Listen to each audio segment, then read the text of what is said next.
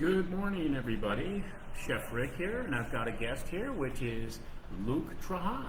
And Luke is going to give us a little bit of behind-the-scenes look of history and such about Cajun cuisine.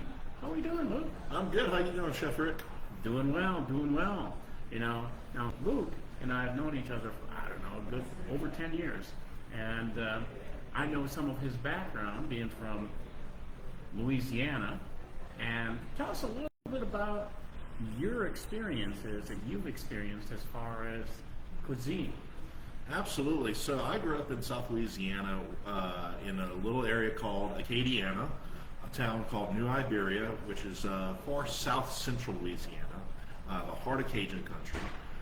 My family's been in South Louisiana since the mid 1700s, and it comes from. They fought in the war. Oh, they fought the Revolutionary War.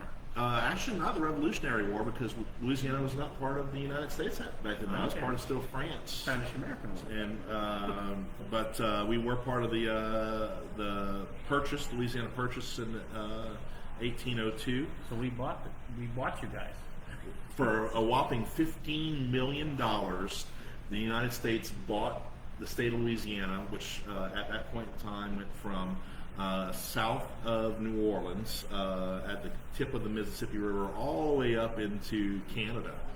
So it's quite a wide area, pretty broad. But basically the history of Louisiana it goes all the way back, as part of France to some degree. Correct. France and Mexico and Spain. So that had a lot of influence in what cuisine comes up there. Absolutely. So a lot of people don't realize that Louisiana changed hands multiple times. The reason why New Orleans has a very Spanish flair for its architecture is because the city burned down while it was owned by the Spanish. And so when it was rebuilt, it had a Spanish influence before it went back to being French. And so the fun part of that is that you have this melting pot of culture in its food with a very Spanish influence. So that's the reason why you have things like jambalaya with rice as its base, and meats, seafood with shrimp and crawfish and so it's sausage. Interesting when you say a melting pot. We're talking about the melting pot of actually different cultures, historic cultures. Spain, France, Mexico, and so on and so forth. But there's another thing that also influences that cuisine, which is the local type of food. And being on the Gulf, so what is the common? We're talking seafood here. We're going to get into that. But give us like a inventory list of what you would use that's readily available. So readily available on the south coast of Louisiana. Let's talk about vegetables. So onions, bell pepper, celery, okra, corn on the cob, potatoes, to some degree, rice. Very heavy influence of rice down there. And then on the meat side of things, I didn't grow up too much with chicken and beef. I grew up with seafood. Right. And so down there, huge prevalence of oysters, shrimp, crab, fish of all types. So the common types, of course, people think about catfish when they think of the South. That was more bait fish for us. We go catch catfish so that we could go out to the Gulf and fish for bigger fish like redfish, snapper, amberjack, grouper, drum. So some of the best eating in the world is in South Louisiana because we have the prevalence of some really amazing seafood. And redfish is some of the best eating, in my opinion, but there's also speckled trout. There's Spanish mackerel. So shrimp is also a big thing down there. Absolutely. But then at the same time, you mentioned crab. And crawfish. That's where I was going. Crawfish is really predominantly, I'm from Wisconsin. You know what they call them up there? Crayfish. Crayfish. But we don't eat them. But crawfish is very common down there. And it is. Again, the French influence, crawfish, etouffee. Etouffee. Yeah. So crawfish etouffee, or also there's crawfish fettuccine is really popular down there. Okay. Crawfish casserole, crawfish creole, shrimp creole. But crawfish etouffee, you know, a lot of people ask, well, what's the difference between an etouffee and a gumbo? Because there's a lot of the same ingredients. You see a roux. Well, an etouffee roux is going to be made with butter over oil.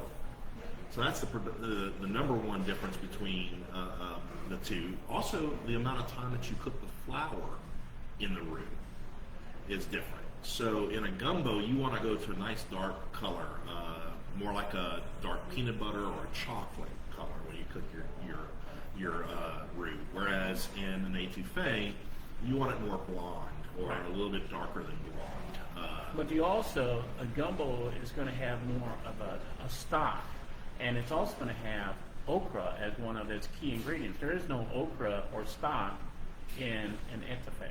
Well, there can be some stock in an etouffee, but it's but gonna it's be very much thick. lesser, correct? Because Right. you're going to want your sauce in an etouffee thick, so that Right. kind of covers your rice, as opposed to a gumbo where you're making more like a soup. But you're referring to an etouffee as far as, you know, putting it over rice, which that's an etouffee dish on its own. But Absolutely. the biggest thing, and to me, with an etouffee, is a topping.